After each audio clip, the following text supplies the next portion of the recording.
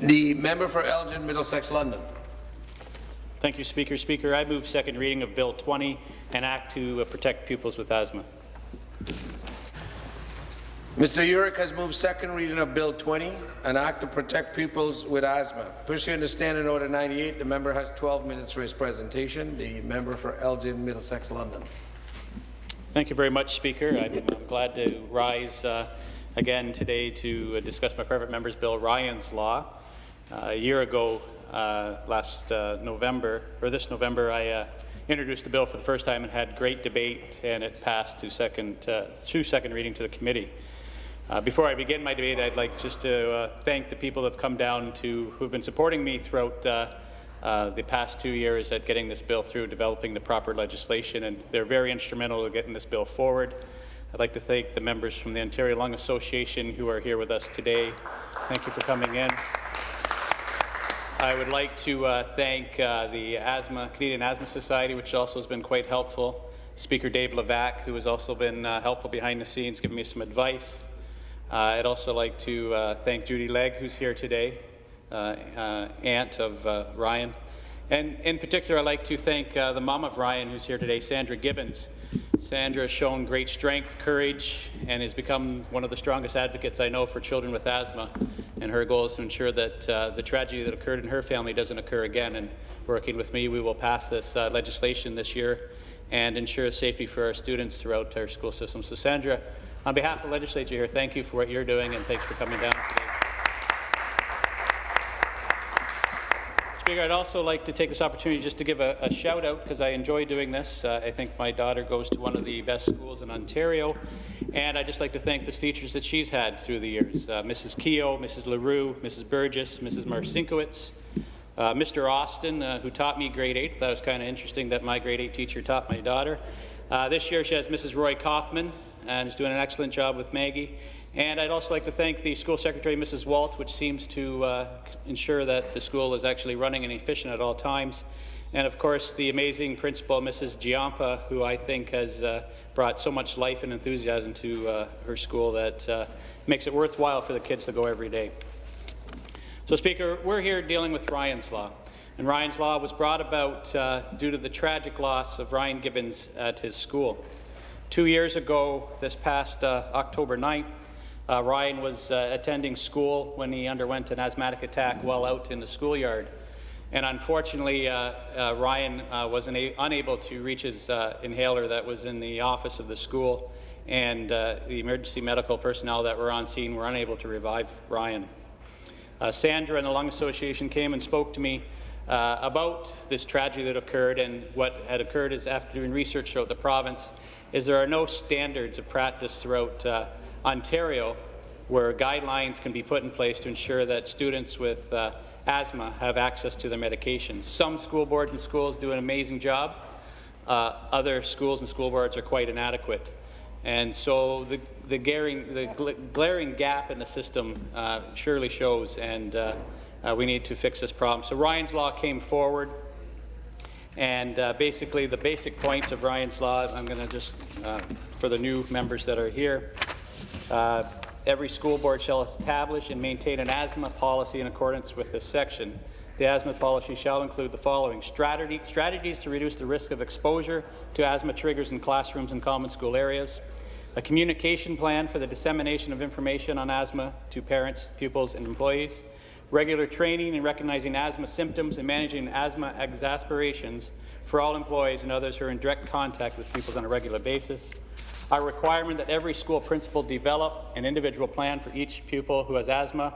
In developing the individual plan, the principal shall take into consideration any recommendations made by the pupil's health care provider. And the health care provider defined in this bill is any health care professional working under their scope of practice.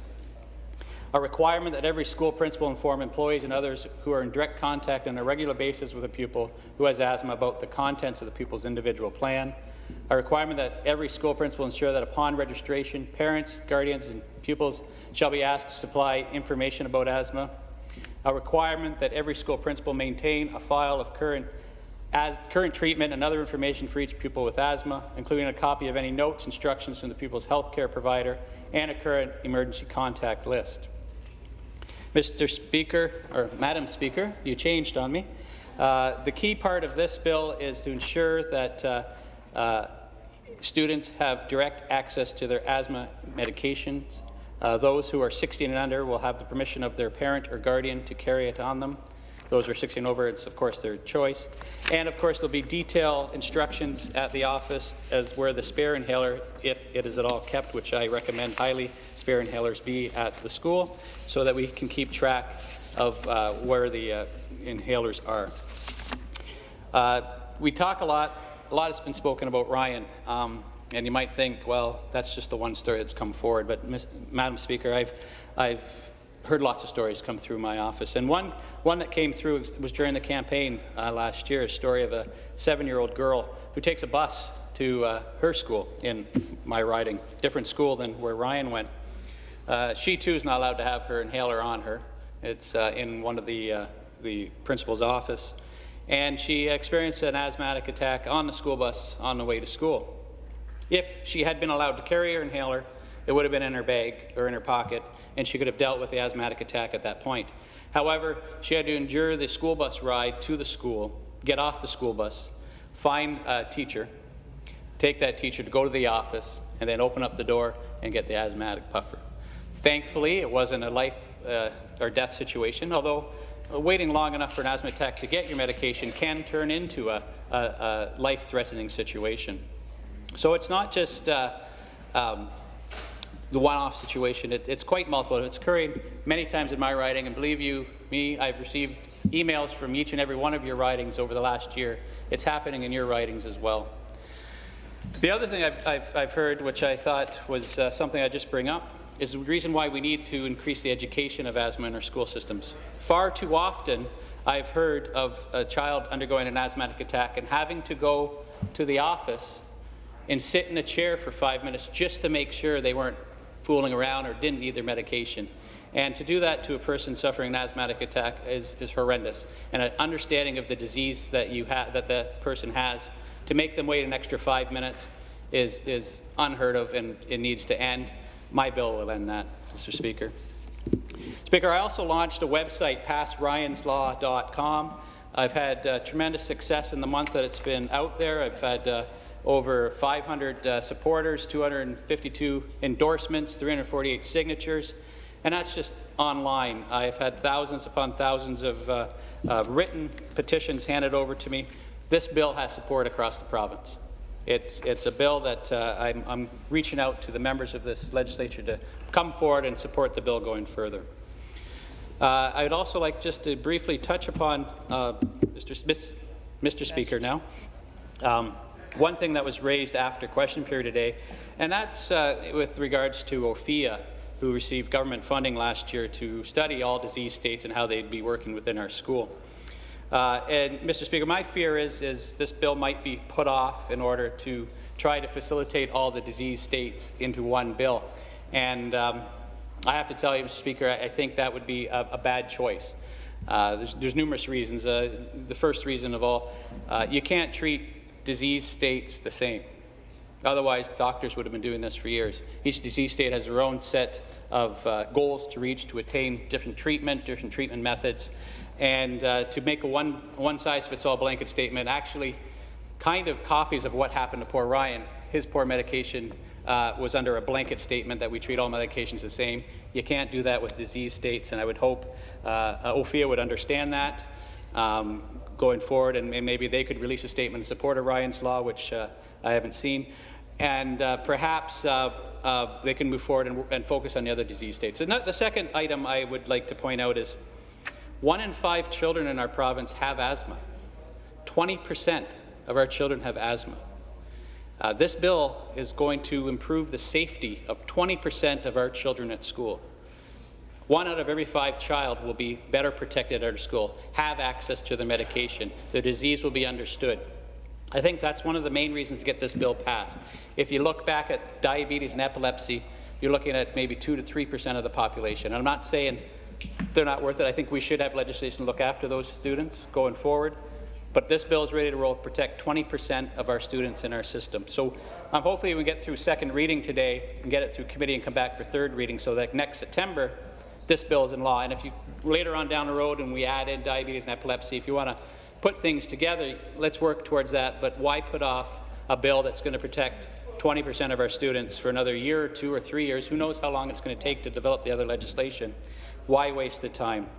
And Mr. Speaker, I've just got a few minutes, and I'm going to read some of the support endorsements that I received from my website, which I think is pretty good. First off, and this is just reflective of my riding, but I would imagine it might reflect across your riding. I have the County of Elgin sent me a letter this week with a letter. We understand that Bill 20, Ryan's Law, will have a second reading debate before the Ontario Legislative Assembly on Thursday, October 23, 2014. Elgin County Council strongly supports this private member's bill in its County Council meeting on October 21st, and they unanimously passed the following resolution: that Elgin County Council supports the private member's bill, Bill 20, Ryan's Law, ensuring asthma-friendly schools. Carried unanimously, signed by Warden Dave Marr. So I thank Elgin County, and I imagine municipalities across this province would do the same. Mr. Speaker, I have one glaring endorsement here that I'd like to also read to the record from my website, passryanslaw.com, that I think speaks to maybe the discussion that might come forward later today. It's from Howard, and he notes, a policy that ensures the safest and most fulfilling experience possible for our children at school should be a foregone conclusion. That policy being consistently applied across the entire province is essential for those people who need to apply it and those who hope to benefit from it. An understanding that as science and we as people change, so too must these policies, regardless of how good we think they are when we put them in place, ensures that we can support the first two needs. Don't wait for perfection in this bill. Do the best we can and be prepared to revisit regularly. It will eventually apply to more than puffers, but it's a good place to start.